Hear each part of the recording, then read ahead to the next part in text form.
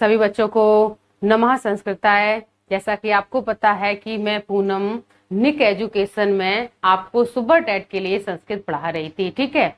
तो यहाँ पे हम लोग संस्कृत में प्रत्यय पढ़ रहे थे, तो देखेंगे कि प्रत्यय में क्या क्या पढ़ लिया था और क्या आपको और पढ़ाना है, ठीक। तो सबसे पहले आपसे बताएं कि आप निक एजुकेशन को सब्सक्राइब कर लें, ठीक है, और अधिक से अधिक वीडियो को शेयर कर दें ताकि अधिक से अधिक लोग देखें और इसको उसका फायदा हो, ठीक। तो हमें भी एक अच्छा लगेगा कि हाँ, आप लोगों को जो हम बता रहे हैं ज्यादा से ज्यादा लोग इसका फायदा उठा पा रहे हैं। तो जैसा कि आपको पता था कि हम लोग प्रत्यय पढ़ रहे थे, ठीक है। क्या पढ़ रहे थे? प्रत्यय पढ़ रहे थे। प्रत्यय क्या होते हैं? प्रत्यय शब्द से बाद में लगाए जाते हैं। प्रत्यय शब्द से बाद में लगाए जाते हैं। तो अगर हम इसके लिए एक शब्द बोलें तो कभी कभी ऐसा लिखा होता है प्रत्यय परश्च, प्रत्यय परश्च, ठीक है।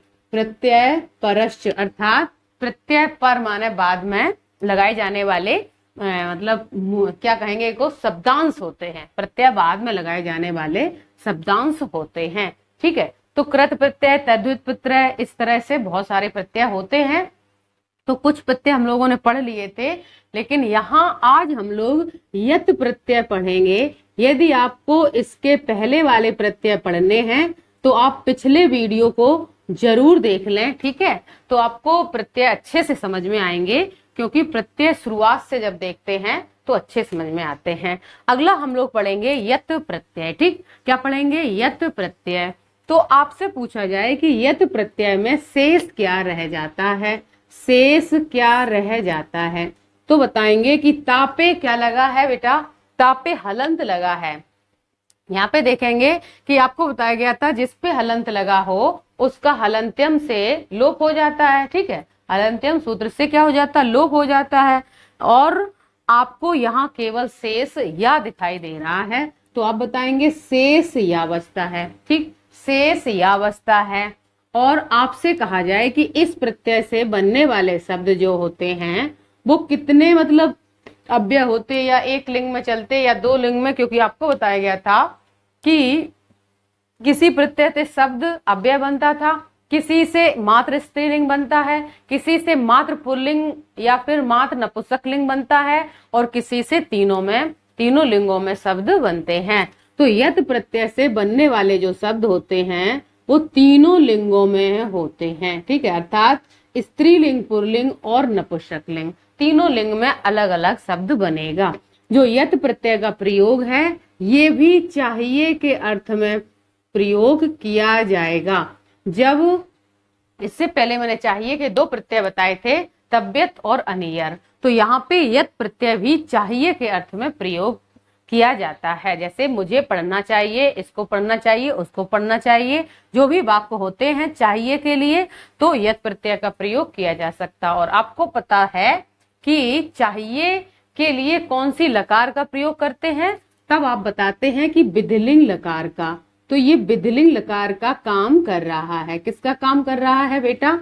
ये विधिलिंग लकार का काम कर रहा है, ठीक। यहाँ आपने जान लिया शेष हमारा या बचता है, तीनों लिंगों में चलता है, चाहिए के लिए प्रयोग किया जाता है। लेकिन इसकी एक मतलब विशेषता ये है कि इस प्रत्यय में क्या और इससे पिछले प्रत्यय में भी ये नियम लागू होता है। जैसे कोई भी जो स्वर होता है, यदि वो लघु है तो उसमें क्या हो जाता है?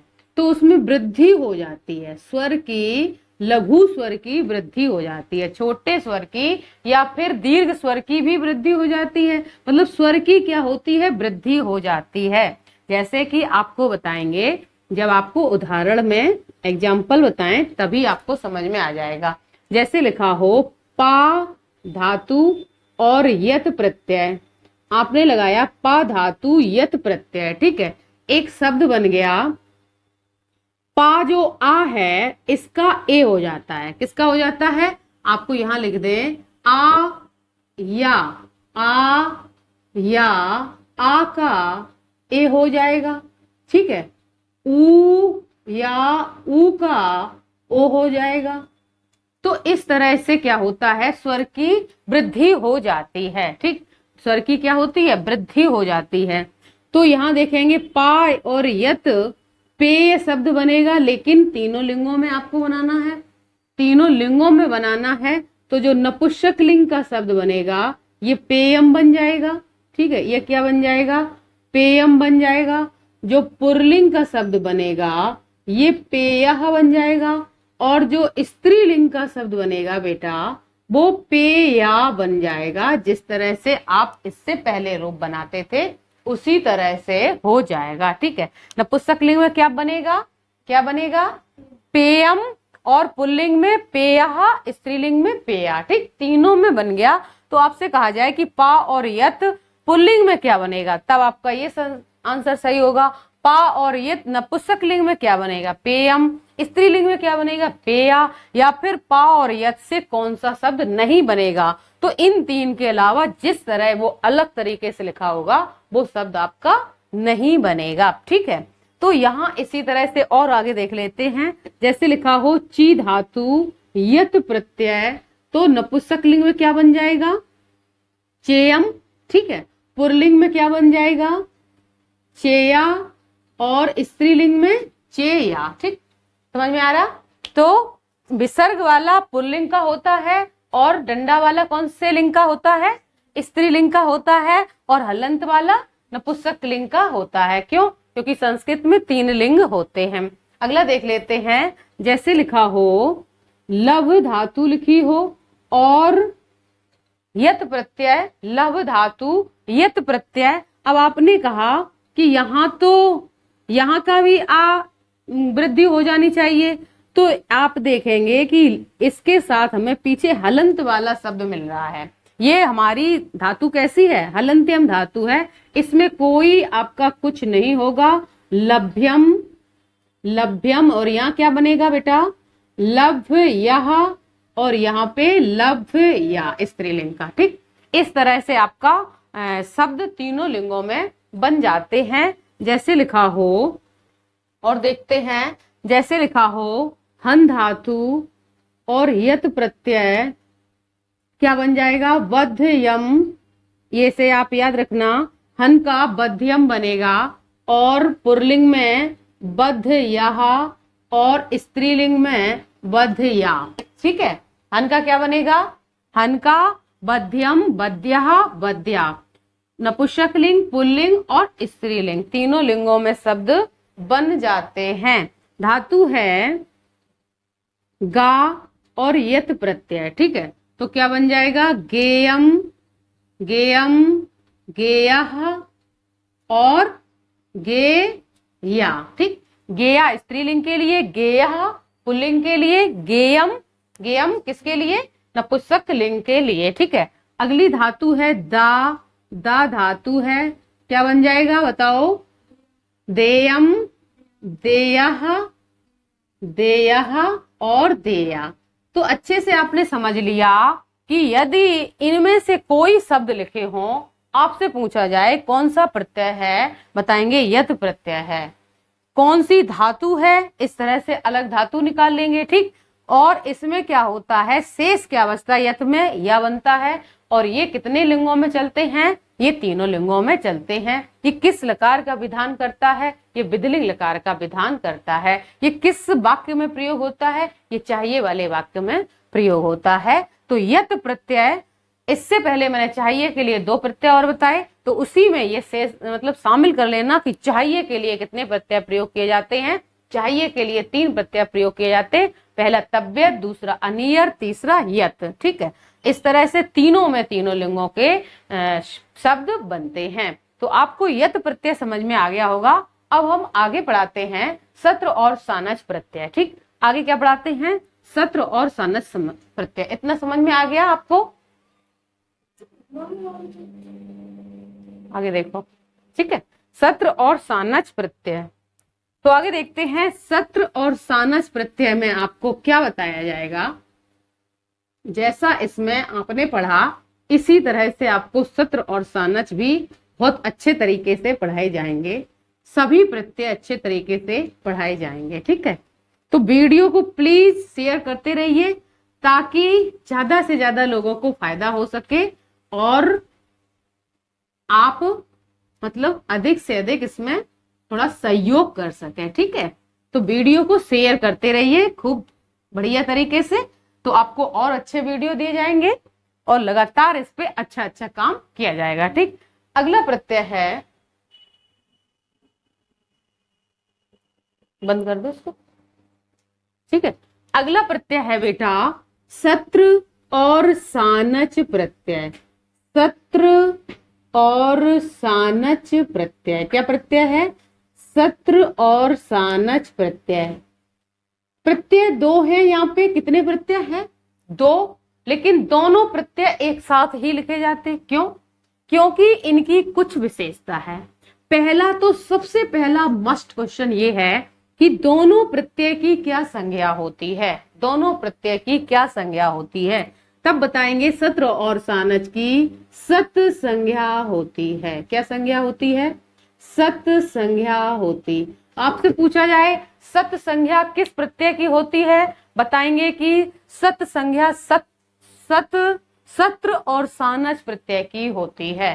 सत संज्ञा सत्र और सानच प्रत्यय की होती है।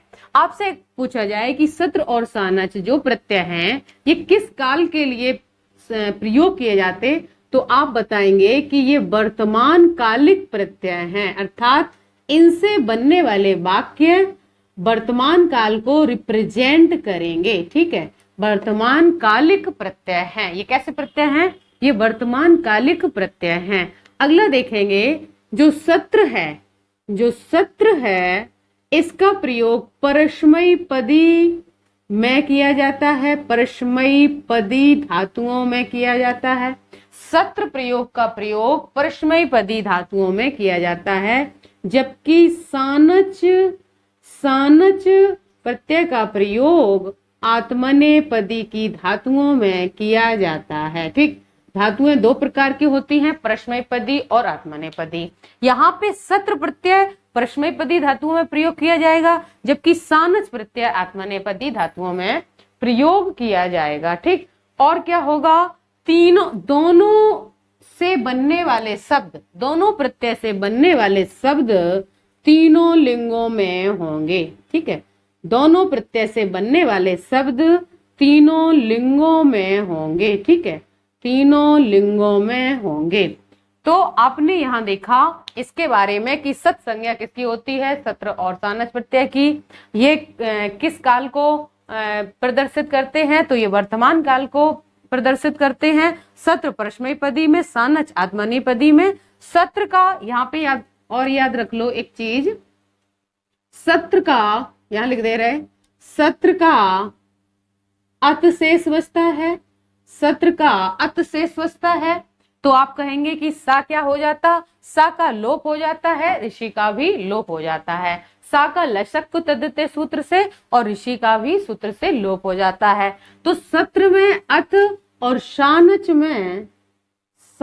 में आपको कहीं आन या फिर इसी को सरल भाषा में मान कह दें, तो सानच में आन मान अंत में दिखाई देगा, जबकि सत्र में अत दिखाई देगा। ठीक है, तो ऐसा आपने सब कुछ जान लिया। तो सबसे पहले हम सत्र के उदाहरण जानते हैं।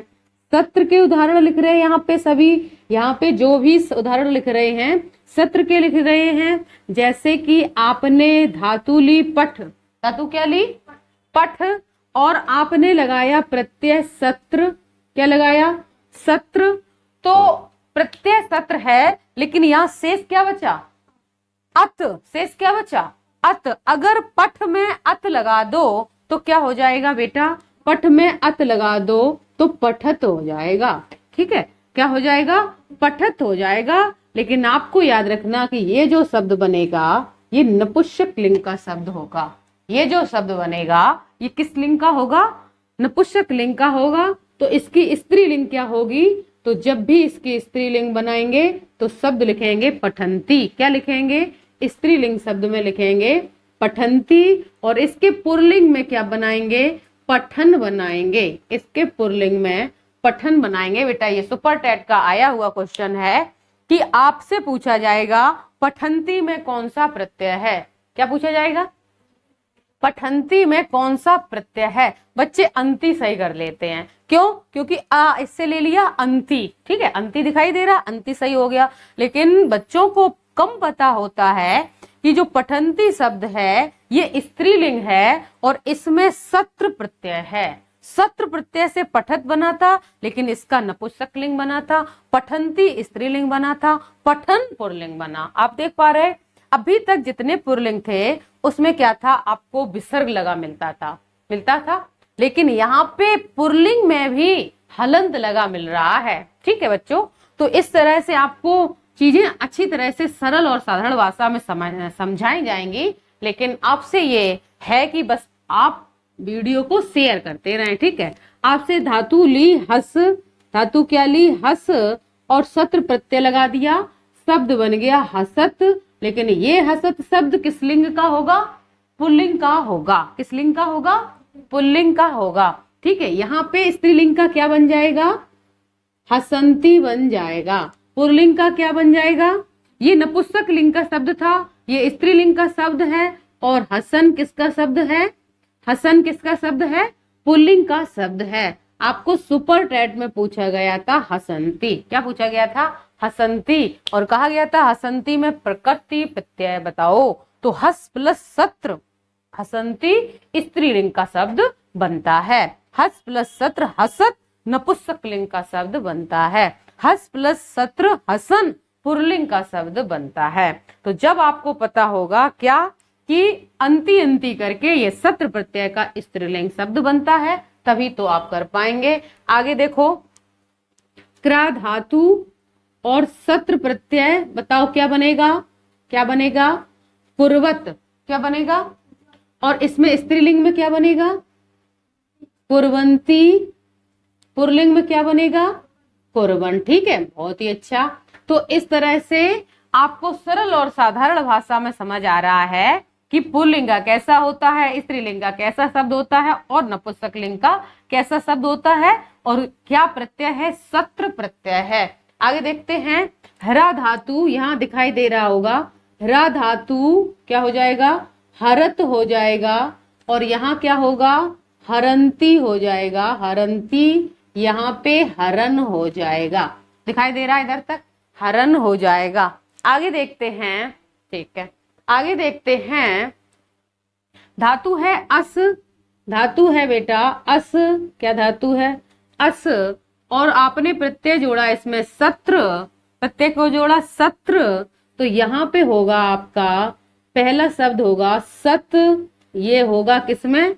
नपुंसक लिंग में। और यहाँ हो जाएगा सती। किसमें हो जाएगा? स्त्रीलिंग में। और यहाँ पुल्लिंग में क्या होगा? सन होगा। तो यहाँ पे अंति नहीं जुड़ा, तो इसलिए आपको इसे याद रखना कि सती में बच्चे ती प्रत्यय करके सही चले आएंगे, लेकिन यहाँ सती सत सन में सत्र प्रत्यय होता है। क्या प्रत्यय होता है? सत्र प्रत्यय होता है। एक धातु और लिख दें, ज्ञा में सत्र प्रत्यय लगाया, शब्द बना ज्ञानत। ज्ञानती, ज्ञानती या इसी को जानती भी कह सकते हैं, ज्ञानन या जानन। ठीक है, तो यहाँ देखो अंति नहीं दिख रहा है, कहीं पे अंति दिख रहा है, तो ये इस तरह से आप याद रखेंगे। तो कोई भी आपकी धातु होगी सत्र प्रत्यय से, या तो इस तरह से शब्द पूछा जाएगा, या स्त्रीलिंग का या पुल्लिंग का, तीनों इसी तरह से बनाए जाते हैं। आगे जिस धातु से सत्र प्रत्यय जोड़ेंगे सबका तरीका यही होता है। तो उम्मीद है कि सत्र प्रत्यय आपको अच्छे से समझ में आ गया होगा। सुपर टेट का आया हुआ क्वेश्चन, इसी तरह आपके धीरे धीरे सभी क्वेश्चन क्लियर हो जाएंगे। आप इसका स्क्रीनशॉट ले सकते हैं। इसके बाद हम सानच प्रत्यय का उदाहरण पढ़ाएंगे। तो आगे बढ़ते हैं और बताते हैं सानच प्रत्यय का उदाहरण। आपको बताया गया सानच आत्मनेपदी में प्रयोग किया जाता है। सानच किसमें प्रयोग किया जाता है? आत्मनेपदी में प्रयोग किया जाता है। तो आगे देखते हैं सानच प्रत्यय के उदाहरणों को। ठीक है, आगे देखते हैं सानच प्रत्यय के उदाहरणों को।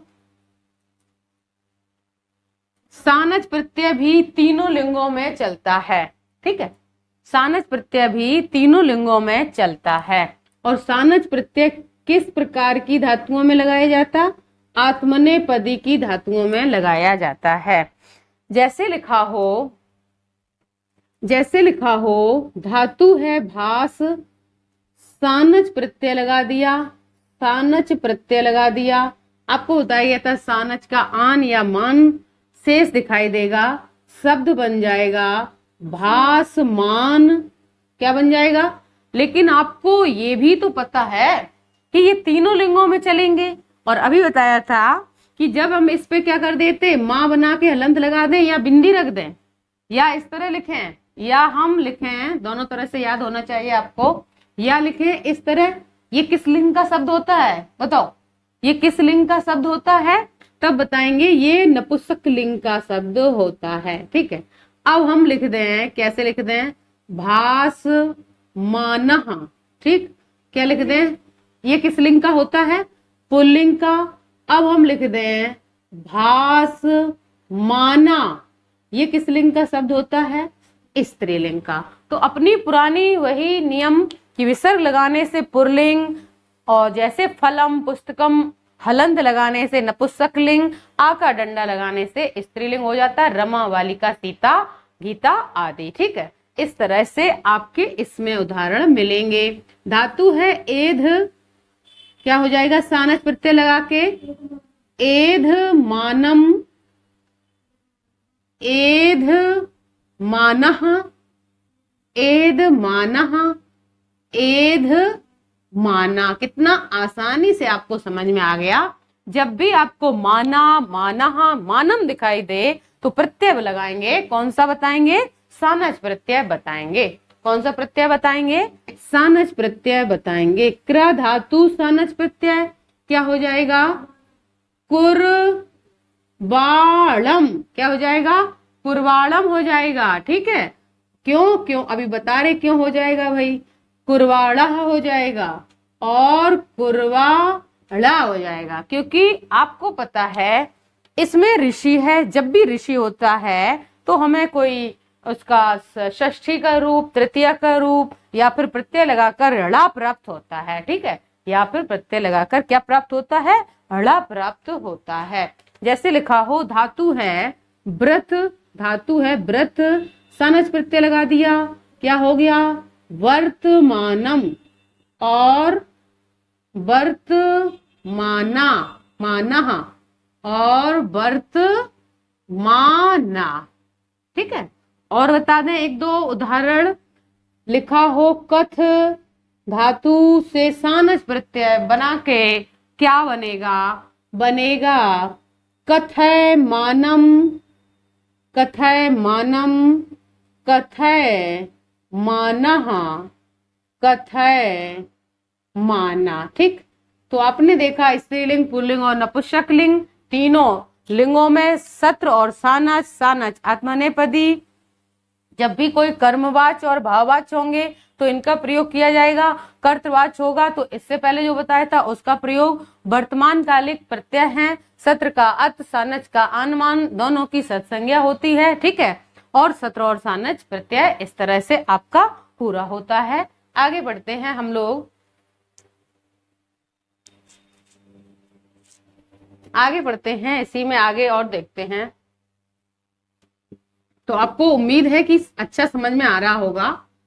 तो यहाँ पे आप समझते रहिए और नोट्स बनाते रहिए। ठीक है, साथ ही साथ नोट्स बनाते रहिए, जिससे कि आपको पेपर टाइम रिवीजन करने में आसानी हो जाए। ठीक है, तो अगला प्रत्यय कौन सा प्रत्यय होगा? हम लोग कृत प्रत्यय लगभग समाप्ति की ओर हैं। आपको वो सभी प्रत्यय पढ़ा दिए गए जिनसे पेपर में क्वेश्चन आते हैं, जिनसे पेपर में क्वेश्चन आते हैं। आपको एमसीक्यू भी करवाए जाएंगे प्रत्येक टॉपिक के। यहाँ पे अगला टॉपिक होगा आपका अड़बुल प्रत्यय। अड़बुल कौन सा प्रत्यय? अड़बुल प्रत्यय। ठीक है, प्रत्यय का नाम है अड़बुल। जो आप पढ़े वो पढ़ सकते हैं। अड़बुल प्रत्यय क्या प्रत्यय है? अड़बुल प्रत्यय। ठीक, यड़ा का लोप हो गया, ला का लोप हो गया, ड़ा का लोप हो गया और ला का लोप हो गया। ठीक है, तो यहां शेष क्या बचा? वू शेष बचा।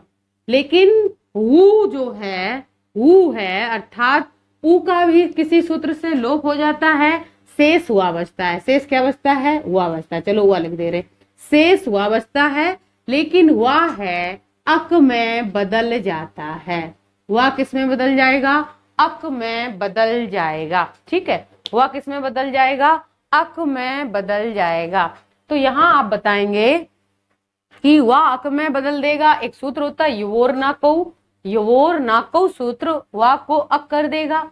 लेकिन आपको बताया जाए कि इस प्रत्यय से बनने वाले शब्द तीनों लिंगों में चलते हैं या फिर किसी एक लिंग में चलते, तो आप बताएंगे इस प्रत्यय के बनने वाले शब्द एक तो स्त्रीलिंग हो सकते हैं और पुल्लिंग हो सकते हैं, दोनों प्रकार के हो सकते हैं। ठीक, नपुंसक लिंग यहाँ नहीं होता है। यहाँ पे कौन लिंग नहीं होता है? यहाँ पे नपुंसक लिंग नहीं होता है। ठीक है, तो देखेंगे कैसे। जैसे कि धातु थी पठ और ऋणवुल प्रत्यय लगाया। क्या लगाया? ऋणवुल प्रत्यय। तो मैंने कहा था जो इसका जो अ है ये बड़ा हो जाएगा पाठक, और आपको पुल्लिंग बनाना है तो विसर्ग लगाना पड़ेगा, और स्त्रीलिंग बनाना है तो क्या लिखेंगे? पाठिका लिखेंगे। अर्थात स्त्रीलिंग के लिए एका और पुल्लिंग के लिए अक शेष रह जाता है। स्त्रीलिंग के लिए एका और पुल्लिंग के लिए अक शेष रह जाता है। ठीक है, अगला देखेंगे नी धातु ऋणवुल प्रत्यय क्या हो जाएगा? नायिका पुल्लिंग हो जाएगा, और इसी का स्त्रीलिंग नायिका हो जाएगा। ठीक है, अच्छा दृश्य धातु ऋणवुल प्रत्यय क्या हो जाएगा? दर्शक, लेकिन आपको पुल्लिंग बनाना है तो हो जाएगा दर्शिका और दर्शिका। ठीक है, अच्छा आगे बताओ क्रा धातु ऋणवुल प्रत्यय क्या बनेगा? कारक।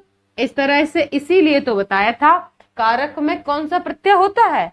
कारक में ऋणवुल प्रत्यय होता है। कारक में कौन सा प्रत्यय होता है? ऋणवुल प्रत्यय होता है। ठीक, और इसका स्त्रीलिंग क्या बन जाएगा? कारिका। क्या बन जाएगा? कारिका बन जाएगा। ठीक है, आगे देखते हैं। लिख में ऋणवुल प्रत्यय लगाया, शब्द बना लेख कहा, और स्त्रीलिंग का लेखिका। ठीक है, और आगे आपको समझ में आ गया होगा। आगे जैसे हन लिखा हो, धातु है हन, ऋणवुल प्रत्यय लगा दिया, घा तकहा पुल्लिंग का और घातिका स्त्रीलिंग का। ठीक, और आगे देखो, आगे लिखा हो जैसे जन धातु ऋणवुल प्रत्यय, यहाँ पे जन कहा, इसका कोई दीर्घ नहीं होगा, आप अर्थ के अनुसार दीर्घ करते हैं, और यहाँ पे जनी का। ठीक, तो आपने देखा कि स्त्रीलिंग में आका डंडा पहले भी लगता था और पुल्लिंग में विसर्ग पहले भी लगती थी। यहाँ कोई नपुंसकलिंग शब्द नहीं बनता है बेटा। तो आपने ऋणवुल प्रत्यय देख लिया, हुआ शेष बचता, लेकिन फिर भी हमें अंत में अक दिखाई देता। अक अक अक अक, इका इका इका इका स्त्रीलिंग में। ठीक, और ये दो लिंग में चलते हैं, स्त्रीलिंग और पुल्लिंग में। तो आपको ऋणवुल प्रत्यय समझ में आ गया होगा। आगे देखते हैं, आगे अपना और प्रत्यय पढ़ते हैं। अगला प्रत्यय है ऋणमुल प्रत्यय। क्या प्रत्यय है बेटा? ऋणमुल प्रत्यय। अभी ऋणमुल था, अब आप पढ़ेंगे ऋणमुल। क्या पढ़ेंगे? ऋणमुल प्रत्यय। ठीक, ऋणमुल प्रत्यय आप 1 से 2 बार बोलेंगे, समझ में आ जाएगा। ऋणमुल प्रत्यय। ठीक, इसमें क्या होता है? शेष अम बचता है, शेष अम बचता है। ठीक है, क्या बचता है? अम बचता है, और इसमें जो शब्द होता है उसकी पुनरावृत्ति होती है। क्या होती है? पुनरावृत्ति होती है, और इससे बनने वाला शब्द अव्यय होता है। इससे बनने वाला शब्द अव्यय होता है, अर्थात इसका कोई लिंग नहीं होता है, स्त्रीलिंग पुल्लिंग नपुंसकलिंग नहीं होता है। जैसे पठ धातु में आपने क्या लगाया? पठ धातु में ऋणमुल प्रत्यय लगाया, तो आप लिखेंगे पाठम एक बार इस तरह और दूसरी बार जो पाठम लिखेंगे वो इस तरह लिखेंगे। आपको इसी तरह लिखना होगा, पहला अनुस्वार लगा के दूसरा माँ बना के हलंत लगाएंगे, तभी आपका सही माना जाएगा।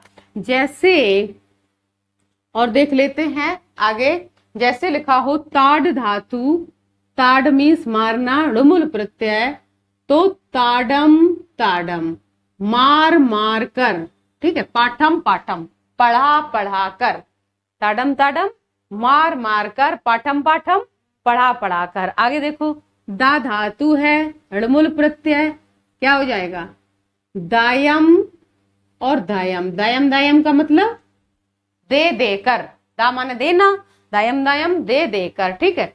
पच धातु से ड़मुल प्रत्यय लगाया, पच धातु से ड़मुल प्रत्यय लगाया, पाचम पाचम, पका पका कर, पका पका कर, ठीक है। आगे देखेंगे, लभ धातु से ऋमुल प्रत्यय लगाया, लाभम लाभम। तो जब भी आपको कोई शब्द दो बार लिखा मिले तो ऋमुल प्रत्यय होगा, अक इका लिखा मिले तो ऋबुल प्रत्यय होगा। ये अव्यय होता है, स्त्रीलिंग पुल्लिंग नपुंसकलिंग सब में ऐसा ही प्रयोग किया जाएगा। इसमें पुनरावृत्ति होती है। शेष तो अम था, ठीक है, अम अम अम आम आम आम अम अम अम अम अम अम, इस तरह से दिखाई दे रहा है, ठीक है। तो आपको ऋमुल प्रत्यय पढ़ा दिया है, ऋबुल पढ़ा दिया, और इस तरह से हम लोगों के जो कृत प्रत्यय हैं ये पूरे होते हैं। अगले लेक्चर में हम लोग तद्धित प्रत्यय पढ़ेंगे, तो प्लीज वीडियो को लाइक करें, शेयर करें, ठीक है। तो यहाँ आपको वीडियो उम्मीद है पसंद आई होगी, ऐसे ही इनको आगे बढ़ाते रहेंगे। तो आज के लिए इतना ही, मिलते हैं अगले वीडियो में। सभी को नमः संस्कृताय, जय हिंद जय भारत, ठीक है।